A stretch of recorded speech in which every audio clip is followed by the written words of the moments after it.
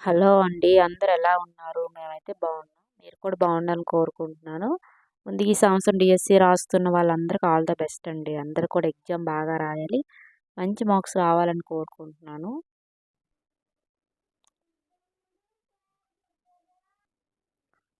ఈరోజు టాపిక్ ఏంటంటే మనం తెలుగు మెథడాలజీకి సంబంధించి థర్డ్ లెసన్ అనేది చెప్పుకుంటున్నామండి. థర్డ్ లెసన్‌కి సంబంధించి బిట్స్ అనేవి చెప్పుకోవడం జరుగుతుంది. నిన్న చెప్పుకున్నామండి. ఒక 4 వీడియోలు చెప్పుకున్నాం ఈ లెసన్‌కి సంబంధించి. వాటి కంటిన్యూస్ అనేది మనం ఈరోజు చెప్పుకోవడం జరుగుతుంది. చాలా ఇంపార్టెంట్ బిట్స్ అండి ఇవి. మనం చెప్పడం జరుగుతుంది. దీనికి ముందు మనం మెథడాలజీకి సంబంధించి ఫస్ట్ లెసను, సెకండ్ లెసను అనేది కంప్లీట్ అయిపోయాయండి. ఇప్పుడు థర్డ్ లెసన్ అవుతుంది ప్రెజెంటు. చాలా ఇంపార్టెంట్ బిట్స్ అండి. మనకి తెలుగు మెథడాలజీ నుంచి కూడా డీఎస్సీలో మంచి బిట్స్ అనేవి రావడం జరుగుతుంది. ఒకసారి చెక్ చేయండి మన ఛానల్‌లో డీఎస్సీకి సంబంధించి అన్ని బిట్స్ కూడా ఉంటాయి. మనం తెలుగు కంటెంట్ అనేది కంప్లీట్ చేసేసామండి. థర్డ్ నుంచి 8థ్ క్లాస్ వరకు తెలుగు కంటెంట్ మొత్తం కంప్లీట్ చేసాం కంటెంట్ అనేది. ఇప్పుడు తెలుగు మెథడాలజీ అవుతుంది. తెలుగు మొత్తం కంటెంట్ మెథడాలజీ అయ్యాక మనం వేరే సబ్జెక్ట్‌కి వెళ్ళడం జరుగుతుందండి. చాలా ఇంపార్టెంట్ బిట్స్ అనేది డైలీ చెప్పడం జరుగుతుంది. మన ఛానల్‌లో డీఎస్సీకి సంబంధించి ఒక ప్లేలిస్ట్ అనేది ఉందండి. అదే జీడీఎస్ ఛానల్ డీఎస్సీ బిట్స్ అండి. జీడీఎస్ ఛానల్ డిఎస్సి బిట్స్ అని ఒక ప్లేలిస్ట్ ఉంటుంది. అది ఓపెన్ చేస్తే మనకి డిఎస్సికి సంబంధించి అన్ని వీడియోస్ మనకి ఉంటాయండి. అన్నీ ఒక దగ్గర రాసుకుంటే మీకు లాస్ట్లో రివిజన్కి చాలా యూజ్ అవుతాయండి. ఏదో ఒకసారి చదివిస్తే మనకి అవి గుర్తుండవు. రివిజన్ చేస్తేనే మనకి లాస్ట్లో ఎగ్జామ్లో మనం అటెంప్ట్ చేయడానికి అవుతుందండి. ఖచ్చితంగా రివిజన్ అనేది ఉండాలి. రివిజన్ మనం చేయాలంటే ఈ బిట్స్ అన్ని మనం ఒక నోట్బుక్లో రాసుకుంటే మీకు చాలా యూజ్ అవుతుందండి. అందువల్ల అందరూ కూడా బాగా మీరు చదువుకొని ఒక నోట్బుక్లో రాసుకోండి. మొబైల్లో చదివిన బిట్స్ అన్నీ కూడా మనము ఒక నోట్బుక్లో రాసుకోండి. ఓకే అండి. ఇప్పుడు నేను కొన్ని వీడియోస్ డిస్క్రిప్షన్లో పెడతాను. ఒకసారి చెక్ చేసుకోండి. వీడియో నచ్చితే లైక్ చేయండి, షేర్ చేయండి, సబ్స్క్రైబ్ చేయండి ఫ్రెండ్స్. ఇప్పుడు మనకి ఈ లెసన్ పేరు ఏంటంటే మాతృభాష స్వభావం, నిర్మాణం, ప్రాధాన్యం, భాషోత్పత్తి వాదాలు, ధ్వని, అర్థ విపరిణామాలు. ఈ లెసన్కి సంబంధించి మనం బిట్స్ అనేవి ఈరోజు చెప్పుకుందాం. నిన్న వీడియో చేశాను. దాని కంటిన్యూస్ అనేది మనం ఈరోజు చెప్పుకుంటున్నామండి. అంటే నిన్న 20 బిట్ వరకు చెప్పుకున్నాము. ఈరోజు 21 నుంచి మనం స్టార్ట్ చేసుకోవడం జరుగుతుందండి. నిన్న 20 బిట్లు చెప్పుకున్నామండి. ముందు వీడియో ఒకసారి చెక్ చేసుకోండి. దాని కంటిన్యూస్ అనేది ఈరోజు చెప్పుకుంటున్నాం. ఓకే అండి. ఫస్ట్ బిట్ చూడండి. భావ వ్యక్తీకరణకు, భావగ్రహణకు, సంస్కృతి సంప్రదాయాల పరిరక్షణకు దోహదపడేది ఏంటి? భావ వ్యక్తీకరణకు, భావగ్రహణకు, సంస్కృతి సంప్రదాయాలు పరిరక్షణకు దోహదపడేది ఏంటని అడుగుతున్నారు. మనకి ఇక్కడ ఆప్షన్ 3 అనేది సంపద, డబ్బు, భాష, వ్యక్తిత్వం అని అడుగుతున్నారండి. ఈ నాలుగింట్లో ఏంటంటే మనకు ఆప్షన్ 3 అండి భాష అవుతుంది. భావ వ్యక్తీకరణకు, భావగ్రహణకు, సంస్కృతి సంప్రదాయాల పరిరక్షణకు దోహదపడేది భాష అండి. నెక్స్ట్ మనకు రెండోది ఉద్దీపన ప్రయోజనాలకు దోహదపడేది ఏది? ఉద్దీపన ప్రయోజనాలకు దోహదపడేది ఏది అని అడుగుతున్నారు. ఫస్ట్ చూడండి ఆహారం, 2 అలవాట్లు, 3 సంపద, 4 భాష. ఉద్దీపన ప్రయోజనాలకు దోహదపడేది ఏంటని అడుగుతున్నారు. మనకి ఇక్కడ ఈ నాలుగింట్లో మనకి ఇక్కడ ఆప్షన్ 4 అనేది కరెక్ట్ అవుతుంది. భాష అండి. ఉద్దీపన ప్రయోజనాలకు దోహదపడేది భాష. 23 చూడండి. భావ వినిమయానికి ఉపయోగించే సంకేతాల నిర్మాణ సముదాయం భాష నిర్వచించింది ఎవరు? భావ వినిమయానికి ఉపయోగించే సంకేతాల నిర్మాణ సముదాయం భాష నిర్వచించినది ఎవరు అని అడుగుతున్నారండి. మనకి ఇక్కడ చూడండి జాన్ హగ్లస్, తర్వాత రెవుస్ట్, మూడోది ఫెర్నాండ్ ది షయ్యూర్, నాలుగోది ఎంఎన్ పచ్ అండి. ఎంఎన్ పచ్. నాలుగింట్లో ఎవరు? భావ వినిమయానికి ఉపయోగించి సంకేతాల నిర్మాణ సముదాయం భాష నిర్వచించింది ఎవరని అడుగుతున్నారు. మనకి ఇక్కడ ఆప్షన్ 3 అండి ఫెర్నాండ్ ది షయ్యూర్ అండి. ఫెర్నాండ్ ది షయ్యూర్. భావ వినిమయానికి ఉపయోగించే సంకేతాల నిర్మాణ సముదాయం భాష నిర్వచించింది ఫెర్నాండ్ ది షయ్యూర్ అండి. నెక్స్ట్ వ్యక్తం వాచి వర్ణ ఏషాం తే వ్యక్తవాశం అని పేర్కొన్నవారు. వ్యక్తం వాచి వర్ణం ఏషం తే వ్యక్తవాచం అని పేర్కొన్నది ఎవరని అడుగుతున్నారు. ఫస్ట్ చూడండి పతాంజలి, రెండోది వరరుచి, మూడోది పాణిని, 4 భారవి. నాలుగింట్లో ఏంటని అడుగుతున్నారు. మనకి ఇక్కడ ఆప్షన్ 1 అనేది కరెక్ట్ అండి, పతాంజలి. ఇలా పేర్కొన్నది ఎవరంటే పతాంజలి అండి. నెక్స్ట్ అనంతమైన వాక్యాల సముదాయం భాషను పేర్కొన్నవారు ఎవరు? అనంతమైన వాక్యాల సముదాయం భాషను పేర్కొన్నవారు ఎవరని అడుగుతున్నారు. ఫస్ట్ చూడండి కాత్యాయుడు, రెండోది ఎంఎన్ బచ్, మూడోది హెరిటోటస్, నాలుగోది ప్లాటో.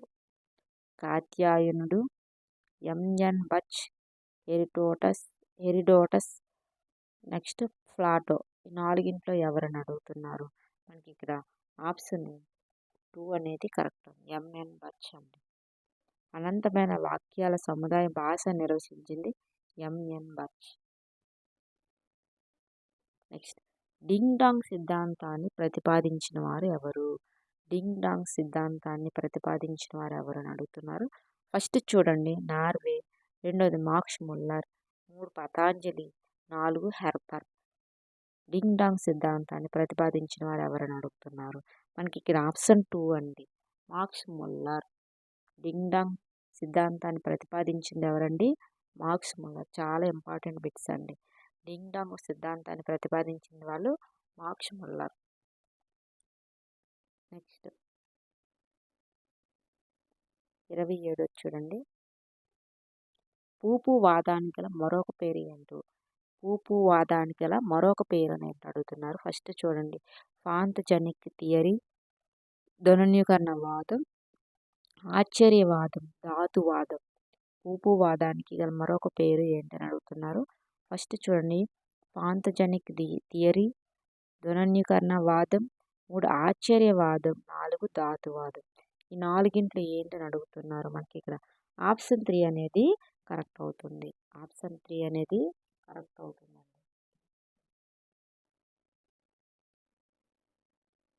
ఆశ్చర్యవాదం అవుతుందండి. పూపువాదానికి మరొక పేరు ఏంటంటే ఆశ్చర్యవాదం. పూపువాదానికి మరొక పేరు ఏదంటే ఆశ్చర్యవాదం అండి. నెక్స్ట్ ధనున్యీకరణ వాదంగా ప్రసిద్ధి పొందిన వాదం ఏంటి? ధనున్యీకరణ వాదంగా ప్రసిద్ధి పొందిన వాదం ఏదని అడుగుతున్నారు. ఫస్ట్ చూడండి ఆశ్చర్యవాదం, బౌబౌవాదం, మూడోది పూపువాదం, 4 డింగ్ డాంగ్ వాదం. ధనున్యీకరణ వాదంగా ప్రసిద్ధి పొందిన వాదం ఏంటి? ఆశ్చర్యవాదం, బౌబౌవాదం, పూపువాదం, డింగ్ డాంగ్ వాదం. నాలుగింట్లో ఏంటని అడుగుతున్నారు. మనకి ఇక్కడ ఆప్షన్ 2 అండి, బౌబౌవాదం అండి. ధనున్యీకరణ వాదంగా ప్రసిద్ధి పొందిన వాదం ఏంటంటే మనకి బౌబౌవాదం. పూపువాదానికి మరొక పేరు ఏంటంటే ఆశ్చర్యవాదం. ధనున్యీకరణ వాదంగా ప్రసిద్ధి పొందిన వాదం ఏదంటే బౌబౌవాదం. నెక్స్ట్ ధాతువాదాన్ని ప్రతిపాదించిన వారు ఎవరు? ధాతువాదాన్ని ప్రతిపాదించిన వారు ఎవరు? ఫస్ట్ చూడండి యాస్కాచార్యుడు, వెల్లిస్, 3 పతాంజలి, 4 వరరుచి. ధాతువాదాన్ని ప్రతిపాదించిన వారు ఎవరు? యాస్కార్యుడు, వెల్లిస్, పతాంజలి, వరరుచి. నాలుగింట్లో ఏదంటే మనకి ఇక్కడ ఆప్షన్ 1 అనేది కరెక్ట్ అవుతుంది, యాస్కాచార్యుడు అండి. యాస్కాచార్యుడు. ధాతువాదాన్ని ప్రతిపాదించిన వారు ఎవరంటే యాస్కాచార్యుడు. నెక్స్ట్ సంపాదన వాదానికి గల మరొక పేరు. సంపాదన వాదానికి మరొక పేరు ఏంటని అడుగుతున్నారు. ఫస్ట్ చూడండి సహజ పరిణామవాదం, రెండవది అనుభవవాదం, 3 ధాతువాదం, 4వది స్వతసిద్ధవాదం అని. నాలుగింట్లో ఏదని అడుగుతున్నారు. సంపాదనవాదానికి మరొక పేరు ఏంటని అడుగుతున్నాం. మనకి ఇక్కడ ఆప్షన్ 2 అనేది కరెక్ట్ అవుతుంది, అనుభవవాదం. సంపాదనవాదానికి గల మరొక పేరు అనుభవవాదం. సంపాదనవాదానికి మరొక పేరు ఏంటంటే అనుభవవాదం. నెక్స్ట్ భాషోత్పత్తి వాదాల్లో గొప్ప విప్లవం తెచ్చిన వారు ఎవరు? భాషోత్పత్తి వాదాల్లో గొప్ప విప్లవం తెచ్చిన వాదం ఏది? భాషోత్పత్తి వాదాల్లో గొప్ప విప్లవం తెచ్చిన వాదం ఏదని అడుగుతున్నారు. ఈ 4 ఆప్షన్లు ఫస్ట్ చూడండి స్వతసిద్ధవాదం, అనుభవవాదం, 3 ధాతువాదం, 4 ఆశ్చర్యవాదం. స్వతసిద్ధవాదం, అనుభవవాదం, ధాతువాదం, ఆశ్చర్యవాదం. భాషోత్పత్తి వాదాల గొప్ప విప్లవం తెచ్చిన వాదం ఏదంటే మనకి ఇక్కడ ఆప్షన్ 1 అండి. స్వతసిద్ధవాదం. స్వతసిద్ధవాదం భాషోత్పత్తి వాదాల్లో గొప్ప విప్లవాన్ని తెచ్చింది.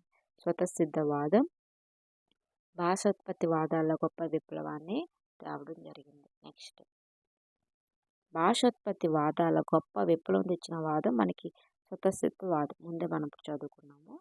నెక్స్ట్,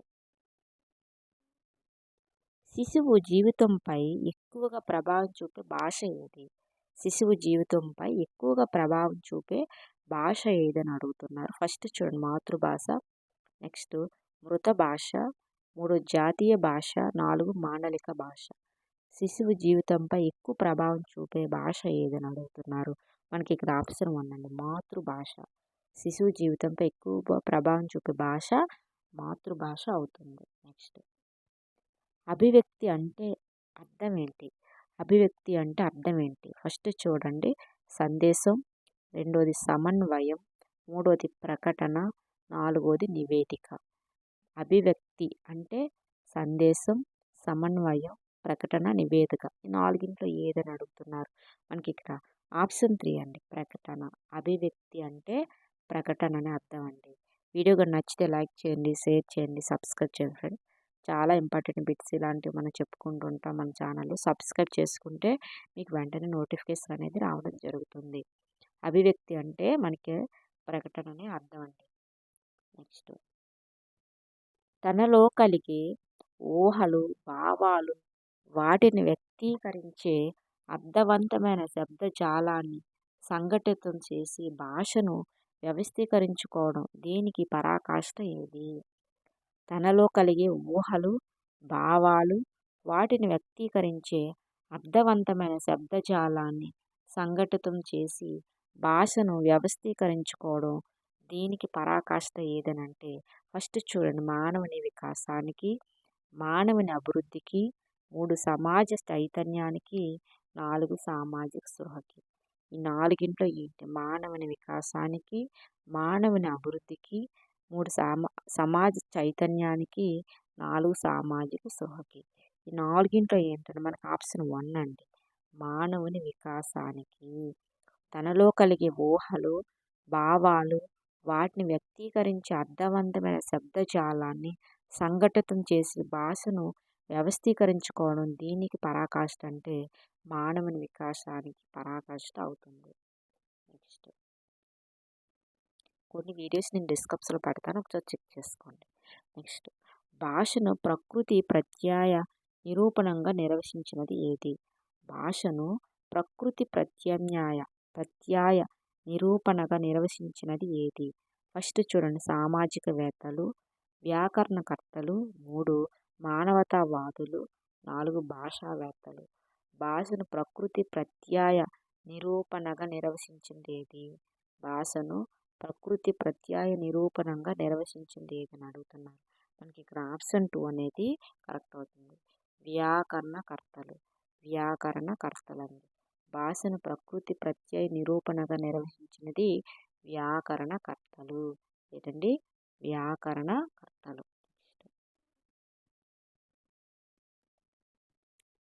మానవుల ప్రవర్తనను పశుపక్షాదుల ప్రవర్తన నుంచి వేరు చేసి పరిశీలించడానికి సహకరించేది భాషని నిర్వచించింది ఎవరు? మానవుల ప్రవర్తనను పశుపక్షాదుల ప్రవర్తన నుంచి వేరు చేసి పరిశీలించడానికి సహకరించేది భాషని నిర్వచించింది ఎవరు అని అడుగుతున్నారు. ఫస్ట్ ఆప్షన్ చూడండి, సామాజికవేత్తలు. 2 మనస్తత్వ శాస్త్రజ్ఞులు. 3 సాహిత్యవేత్తలు. 4 సంఘ సంస్కర్తలు. మానవుల ప్రవర్తనను పశుపక్షాదుల ప్రవర్తన నుంచి వేరు చేసి పరిశీలించడానికి సహకరించేది భాషని నిర్వచించింది ఎవరని అడుగుతున్నారు. మనకి ఇక్కడ ఆప్షన్ 2 అండి, మనస్తత్వ శాస్త్రజ్ఞులు. ఎవరండి? మనస్తత్వ శాస్త్రజ్ఞులు. మానవుల ప్రవర్తనను పశుపక్షాదుల ప్రవర్తన నుంచి వేరు చేసి పరిశీలించడానికి సహకరించేది భాషని నిర్వచించింది మనస్తత్వ శాస్త్రజ్ఞులు. నెక్స్ట్, భాష భగవత్ స్వరూపమని, శబ్ద బ్రహ్మమని, నాద బ్రహ్మమని వీరి భావనలో పేర్కొనబడింది. భాష భగవత్ స్వరూపమని, శబ్ద బ్రహ్మమని, నాద బ్రహ్మమని వీరి భావనలో పేర్కొనబడింది అని అడుగుతున్నారు. ఫస్ట్ చూడండి, చైనీయులు, 2 భారతీయులు, 3 ఆంగ్లేయులు, 4 రష్యన్లు. 1 చైనీయులు, 2 భారతీయులు, 3 ఆంగ్లేయులు, 4 రష్యన్లు. నాలుగింట్లో ఏంటంటే మనకు ఆప్షన్ 2 అండి, భారతీయులు. భాష భగవత్ స్వరూపమని, శబ్ద బ్రహ్మణమని, నాద బ్రహ్మమని వీరి భావాలు అంటే ఎవరి భావాలు? భారతీయుల భావనలో పేర్కొనడం జరిగింది. నెక్స్ట్ 38 చూడండి. ప్రతి శబ్దానికి అర్థానికి తనదైన అంతరంగికమైన సంబంధం ఉంటుందని చెప్పే వాదం ఏది?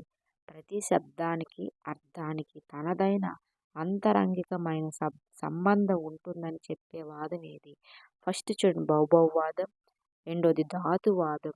మూడోది వివక్షవాదం. 4 డింగ్ డాంగ్ వాదం.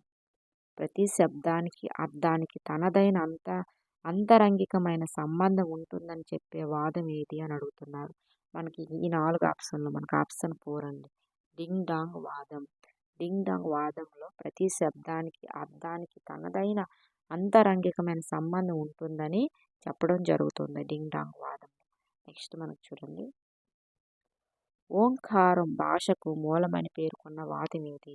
ఓంకారం భాషకు మూలమని పేర్కొన్న వాదం ఏదని అడుగుతున్నారు. ఫస్ట్ చూడండి, సహజ పరిణామవాదం. నెక్స్ట్ రెండోది స్ఫోటవాదం. మూడోది వివక్షవాదం. నాలుగోది సమాలోచన వాదం. ఓంకారం భాషకు మూలమని పేర్కొన్న వాదం ఏదని అడుగుతున్నారు. మనకి ఇక్కడ ఆప్షన్ 2 అండి, స్ఫోటవాదం. ఏంటండి? స్ఫోటవాదం.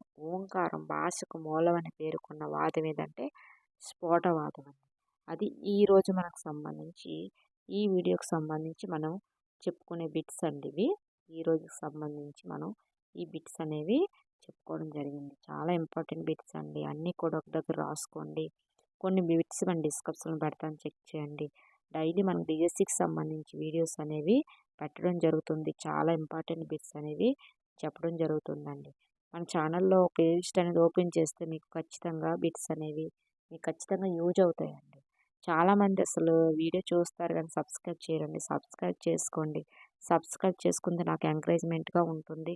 మరికొన్ని వీడియోస్ మీకు ఉపయోగపడేవి చెప్పడం జరుగుతుంది. అంతేనండి, దానివల్ల ఏమీ లేదు. అందరూ కూడా బాగా చదువుకోండి. 1కి 2 సార్లు చదివితేనే మనకి మెథడాలజీ అనేది అర్థమవుతుంది. అందువల్ల అందరూ కూడా బాగా చదవండి. మంచి మార్క్స్ వస్తాయి. కాంపిటీషన్ కూడా చాలా ఎక్కువగా ఉంది. నోటిఫికేషన్ ఇవ్వలేదని వెయిట్ చేయొద్దు. నోటిఫికేషన్ అనేది ఖచ్చితంగా ఇస్తారు. ముందు మీ ప్రయత్నం మీరు చేయండి. ఓకే అండి, మరొక వీడియోతో మళ్ళీ కలుసుకుందాం. బాయ్.